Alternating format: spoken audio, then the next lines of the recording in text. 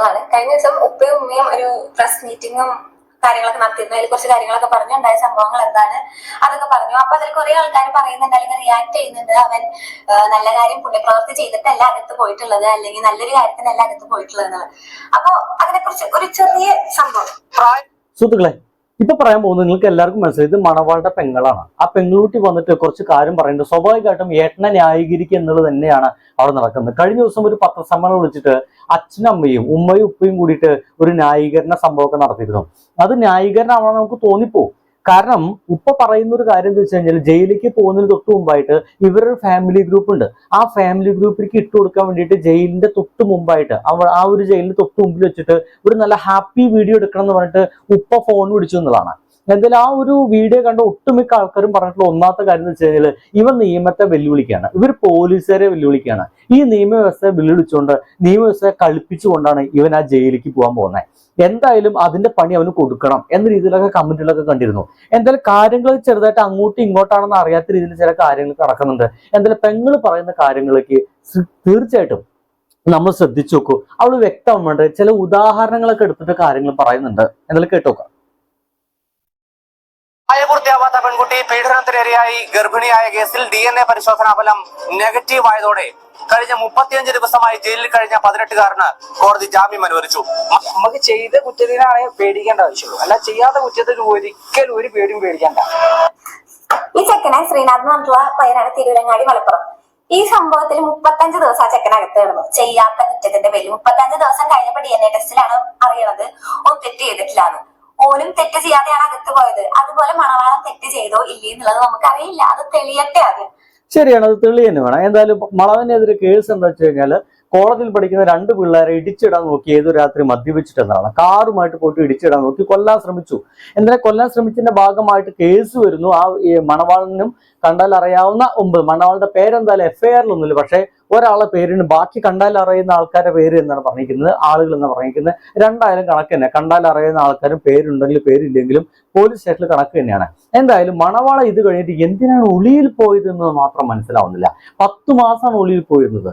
തിരിച്ചു വന്നിട്ട് എവിടെയാണെന്ന് ചോദിക്കുമ്പോൾ അവൻ കൊടകിലായിരുന്നു. കൊടകിൽ എന്തെന്ന് ചോദിച്ചപ്പോൾ നല്ല ക്ലൈമറ്റ് അല്ലേ, അതുകൊണ്ട് അവിടെ പോയി നിന്നാന്ന് പറയുന്നത്. എന്തായാലും ഇവിടെ കേസ് എടുത്തു കഴിഞ്ഞിട്ടും, ഇവനക്കെതിരെ കേസ് എടുത്തു കഴിഞ്ഞിട്ടും അത് അറിഞ്ഞില്ല എന്നൊക്കെ പറയുമ്പോൾ ഒരല്പം സംശയം ഉണ്ടാക്കുന്നുണ്ട്. കാരണം 24 മണിക്കൂർ മൊബൈൽ ഫോണിൽ ഇരിക്കുന്ന ഒരാൾ തന്നെയായിരിക്കണം കണ്ടന്റ് ക്രിയേറ്റർ ആയിട്ടുള്ള മണവാളൻ. അപ്പൊ തീർച്ചയായിട്ടും ഇങ്ങനത്തെ ഒരു കേസ് നമ്മുടെ കേരളത്തിൽ എടുത്തിട്ടുണ്ടെങ്കിൽ, അങ്ങനത്തെ ഒരു വാർത്ത വന്നിട്ടുണ്ടെങ്കിൽ തീർച്ചയായിട്ടും അത് മണവാളൻ അറിയേണ്ടതാണ്. എന്നിട്ടും ആ കേസിനെ നിജസ്ഥിതി അന്വേഷിക്കാനും തന്റെ പേരിൽ ആരോപിക്കപ്പെട്ട ആ കുറ്റകൃത്യം അത് ശരിയല്ല എന്ന് തെളിയിക്കാൻ വേണ്ടി ഇങ്ങോട്ട് വരുവാനോ ഒന്നും ആ ഒരു മനുഷ്യൻ ശ്രമിച്ചിട്ടില്ല എന്ന് നമുക്കറിയാൻ കഴിയും. തന്റെ കയ്യിൽ ഒരു പ്രശ്നമില്ലെങ്കിൽ അവൻ തിരിച്ചു വരേണ്ടതല്ലേ, പോലീസിന് കീഴാക്കണ്ടേ? ഞാനാണ് ആള്, എനിക്കെതിരെയാണ് ഇപ്പൊ ഇങ്ങനെ കേസ് വന്നിരിക്കുന്നത്, സത്യസന്ധമായ കാര്യങ്ങൾ ഇങ്ങനെയൊക്കെ തന്നെയാണ്, അല്ലെങ്കിൽ മുൻകൂർ ജാമ്യത്തിനെങ്കിലും ചെയ്യേണ്ടതായിരുന്നു. പക്ഷേ ഇവിടുന്ന് അവിടെ പോയിട്ട് പോലീസുകാർ പോയിട്ട് ഷാഡോ പോലീസ് പോയിട്ട് അവനെ പൊക്കേണ്ടി വന്നു എന്നുള്ളതാണ് ഇതിന് പുറകെയുള്ള വേറൊരു യാഥാർത്ഥ്യം കേട്ടോ. എന്തായാലും ബാക്കി കേൾക്കാം. അതുപോലെ തന്നെ അടുത്തൊരു കേസ്, വേറെ കേസാണ്. പോലീസ് പക്ഷപാതം നിന്ന് കേസെടുത്തതുകൊണ്ട് മാത്രമാണ്. അങ്ങനെയാണെങ്കിൽ നിങ്ങൾ അവർക്ക് കംപ്ലൈന്റ് കൊടുക്കുക. കാരണം ചെയ്യാത്ത കുറ്റത്തിന് ഞാൻ 49 ദിവസം ജയിലിൽ കിടന്നു. എതിരെ പരാതി കൊടുക്കുക. 49 ദിവസം എന്നെ ജയിലിലാക്കിയതും 17 ദിവസം എന്നെ മെന്റൽ ആശുപത്രിയിലാക്കിയതും തിരിച്ചു കിട്ടുമോ? ഇനി എന്റെ നഷ്ടപ്പെട്ടു പോയ എന്റെ ഇമാജിനേഷൻ എനിക്ക് തിരിച്ചു കിട്ടുമോ? ഇല്ലാത്ത കേസ് എന്റെ തലയിൽ കെട്ടി വെച്ചു. അതുകൊണ്ട് ഞാൻ മരിക്കാൻ പോവാണ്. ഇത് അമൽജിത്ത് എന്ന് പറഞ്ഞിട്ടൊരു പയ്യൻ, അമൽജിത്ത് എന്ന് പറഞ്ഞിട്ടൊരു പയ്യൻ, 28 വയസ്സ്. ഈ ചെക്കന് 49 ദിവസം ജയിലിലും 17 ദിവസം മെന്റൽ ആശുപത്രിയിലും ഇട്ടു. കള്ളക്കേസായിരുന്നു. എന്നിട്ട് ഈ ചെക്കൻ പോയിട്ട് ആത്മഹത്യ ചെയ്തു. ആർക്ക് പോയി ആ ചെക്കനെ വിട്ടേക്ക് വരും. ഇത് നമ്മള് അപ്പൊ അത്രയും നാളെ ചെക്കൻ ജയിലിൽ കിടന്നാവും പറഞ്ഞ് കള്ളക്കേസായിരുന്നു, തിരിച്ച് ജയിലിൽ തിരിച്ച് കേസ് കൊടുക്കായിരുന്നില്ലേ? തിരിച്ച് കേസ് കൊടുത്താൽ അത്രയും നാളെ ഇത്രയും ആൾക്കാർ പറഞ്ഞുണ്ടാക്കിയ കാര്യങ്ങളൊക്കെ ഇല്ലാതെയാവും. ഇല്ലാതെ ആവില്ല. നമ്മള് ഒരാളെ കുറിച്ചൊരു കാര്യം പറയുമ്പോൾ ആദ്യം ചിന്തിക്കുക ഉള്ളതാണോ ഇല്ലാത്തതാണോ. ഇപ്പൊ മണവാളനായാൽ പോലും ഇപ്പൊ ജയിലിൽ പോയിട്ടുള്ളത് ശിക്ഷയ്ക്ക് വിധിക്കപ്പെട്ടിട്ടല്ല, ശിക്ഷയ്ക്ക് വിധിക്കപ്പെട്ടിട്ട് പോയിട്ടുള്ളതല്ല. മണവാളൻ പോയിട്ടുള്ള ജുഡീഷ്യൽ കസ്റ്റഡിയിൽ 14 ദിവസത്തേക്ക് റിമാൻഡിലായിട്ടാണ്. പിന്നെ അതുപോലെ FIR-ല് പറയുന്നുണ്ട് മണവാളൻ അത് ചെയ്തു, മണവാളൻ ഇത് ചെയ്തു. FIR-ൽ മണവാളന്റെ പേര് പോലും ഇല്ല. FIR-ൽ മണവാളന്റെ പേര് പോലും ഇല്ല. നിങ്ങൾക്ക് ആർക്ക് വേണമെങ്കിൽ, നമുക്ക് ആർക്ക് വേണമെങ്കിൽ FIR ഡൗൺലോഡ് ചെയ്ത് വായിക്കാൻ പറ്റും. 423 FIR നമ്പർ 423. സമയം കിട്ടുമ്പോൾ ഒന്ന് വായിച്ചു നോക്കി. സുഹൃത്തുക്കളെ, ശരിയാണോ ഈ പെങ്ങളുകുട്ടി പറഞ്ഞ കാര്യം 100% ശരിയാണ്. അതിൽ മണവാളന്റെ പേരില്ല, അതിന് പകരമായിട്ട് വേറൊരാളുടെ പേരാണുള്ളത്. അവന്റെ പേരും അതിന്റെ താഴത്ത് കണ്ടാൽ അറിയാവുന്ന 9 പേരും എന്നാണ്. ഈ 9 പേരിൽ കണ്ടാൽ അറിയാവുന്ന ഒരാള് അത് മണവാളനാണ്. അപ്പൊ പേരുണ്ടെങ്കിലും ഇല്ലെങ്കിലും പോലീസ് സ്റ്റേഷനിൽ അങ്ങനെ രേഖപ്പെടുത്തിയിട്ടുണ്ടെങ്കിൽ അത് പേരുള്ള പോലൊക്കെ തന്നെയാണ്. അപ്പൊ പേരില്ല എന്ന് വിചാരിച്ചിട്ട് അതിൽ സന്തോഷിക്കുകയോ ആഘോഷിക്കുകയോ ഒന്നും വേണ്ട.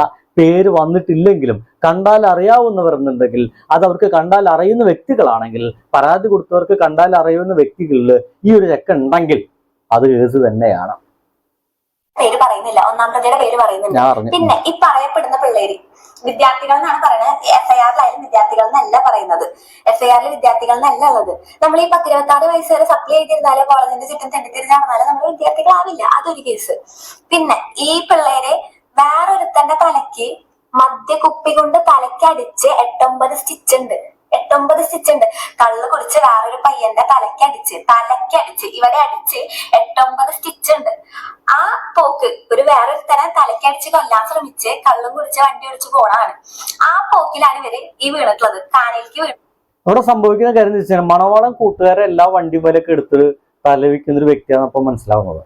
ഏതൊരുത്തൻ വേറൊരുത്തന്റെ, അതായത് ഈ പറയുന്ന 2 പേരുണ്ടല്ലോ, കൊല്ലപ്പെട്ടാൻ ശ്രമിച്ചു എന്ന് പറയുന്ന ആ ഒരു 2 ആൾക്കാര്, എന്താ ആ 2 ആൾക്കാർ എന്ത് ചെയ്തു, വേറൊരുത്തൻ തലയ്ക്ക് മദ്യക്കുപ്പിയുടെ തലക്കടിച്ചു എന്നുള്ളതാണ്. അപ്പൊ ആ കേസ് എവിടെ? അതെന്താ ചാനലുകൾക്കൊന്നും കിട്ടിയില്ലേ? എന്തായാലും തലയ്ക്ക് അടിച്ചിട്ടുണ്ടെങ്കിൽ നല്ല മുറിവുണ്ടായിരിക്കുമല്ലോ, അവന് ഹോസ്പിറ്റലിൽ അഡ്മിറ്റ് ചെയ്യണ്ടാവുമല്ലോ. അവൻ എന്തായാലും അടി കിട്ടിയതിന്റെ ഭാഗമായിട്ട് തിരിച്ചങ്ങോട്ട് കേസ് കൊടുത്തിട്ടുണ്ടായിരിക്കുമല്ലോ. ആ കേസും കാണാനില്ലല്ലോ. അങ്ങനെയാണെങ്കിൽ ഈ പറയപ്പെടുന്ന 2 എന്താ പറയാ മരണപ്പെടാൻ പോയിരുന്നു എന്ന് പറയുന്ന ആ ബൈക്കിൽ സഞ്ചരിക്കുന്ന 2 കുട്ടികൾക്കെതിരെ കേസ് വരണ്ടല്ലേ, വിദ്യാർത്ഥിക്കെതിരെ? ആ കേസൊന്നും കാണാനില്ലല്ലോ. അതൊക്കെ എവിടെ? എനിക്ക് അറിയാൻ പാടില്ല, ചോദിക്കാൻ കേട്ടോ.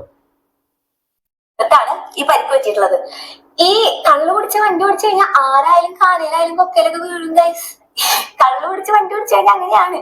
പിന്നെ ഈ പാവങ്ങളല്ല, ഈ പാവപ്പെട്ട പിള്ളേരോ അല്ലെങ്കിൽ വിദ്യാർത്ഥികൾ എന്നൊക്കെ പറയുമ്പോൾ നമ്മുടെ മനസ്സിലായോ കുഞ്ഞു പിള്ളേര് അല്ലെങ്കിൽ കോളേജിൽ പഠിക്കുന്ന കുട്ടികള് അല്ല. ഇത് വേറെ ഒരുത്തനെ കൊല്ലാൻ ശ്രമിച്ചിട്ടുള്ള കൊലപാതക എന്താ പറയാ മൈൻഡുള്ള ക്രിമിനൽ മൈൻഡുള്ള ആൾക്കാരാണ് ഈ പോകുന്നത്. അവർക്കെതിരെയാണ് ആദ്യം കേസുള്ളത്. അവർ ആ കേസിൽ അകത്താവാതിരിക്കാൻ വേണ്ടിയിട്ട് അവര് തിരിച്ച് കേസ് കൊടുത്തു. അവരായിട്ട് കള്ളു പിടിച്ച് വണ്ടി ഓടിച്ചിട്ടുള്ള ആൾക്കാര് തിരിച്ച് കേസ് കൊടുത്തു. അപ്പൊ ഈ FIR ഇടാനായാലും കാര്യങ്ങളൊക്കെ ആയാലും ലേറ്റ് ആയിട്ടുണ്ട്. ഈ കേസിന്റെ ഫുള്ള് വിശദീകരണം മണവാളം വന്ന ശേഷം തരും. എന്നാ തീർച്ചയായിട്ടും ഉണ്ടായിരിക്കും കാത്തു സംശയമില്ല. 14 ദിവസം കഴിഞ്ഞ് റിമാൻഡിൽ നിന്ന് ഇറങ്ങിക്കഴിഞ്ഞാൽ ആ ഒരു കൃത്യമായിട്ടും മണവാളം അതിന്റെ വിസനത്തിൽ ഉണ്ടായിരിക്കും. പക്ഷെ ഇപ്പോഴൊരു ഡൗട്ട് കിടക്കുന്നത്, അങ്ങനെയാണെങ്കിൽ ആ കേസ് എവിടെ? ഈ 2 പിള്ളേർ വേറൊരുത്തിന്റെ തലയ്ക്ക് അടിച്ചിട്ട് കൊല്ലാൻ ശ്രമിച്ചു എന്നാ പറയുന്നത്. അപ്പൊ കൊല്ലാൻ ശ്രമിച്ചു എന്ന് പറയുന്ന പയ്യൻ എന്തായാലും ഹോസ്പിറ്റലിൽ അഡ്മിറ്റ് ഉണ്ടായിരിക്കണം. അവന് ഇവർക്കെതിരെ കേസ് കൊടുക്കണ്ടേ? അതൊന്നും കണ്ടില്ലല്ലോ. വളരെ കൺഫ്യൂഷൻ ഉണ്ട് കേട്ടോ. എന്തായാലും ഒന്നങ്ങോട്ട് എന്താ മണവാളം വരട്ടെ എന്നൊക്കെ വിചാരിക്കേണ്ടി വരും.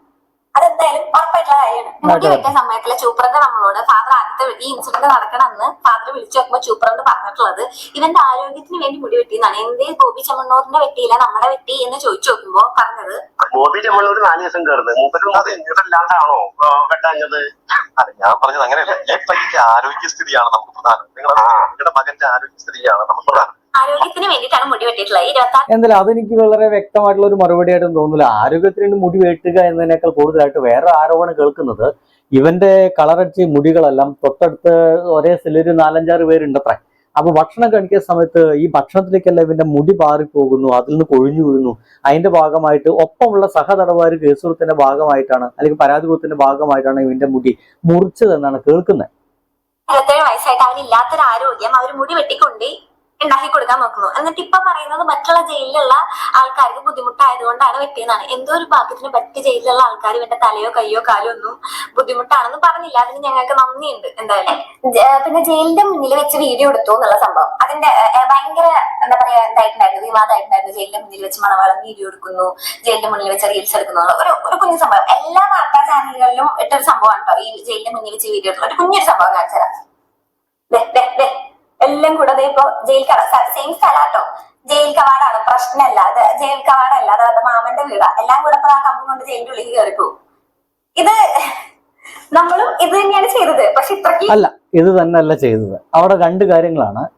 മണവാളൻ അറസ്റ്റിലായിട്ട് ആ ജയിലിലേക്ക് പോകുന്നതിന് തൊട്ടു മുമ്പായിട്ട് പിതാവും സുഹൃത്തുക്കളും അവനോട് പറയുകയാണ്, ശക്തമായി തിരിച്ചു വരുമെന്ന് പറ എന്നൊക്കെ പറയാണ്.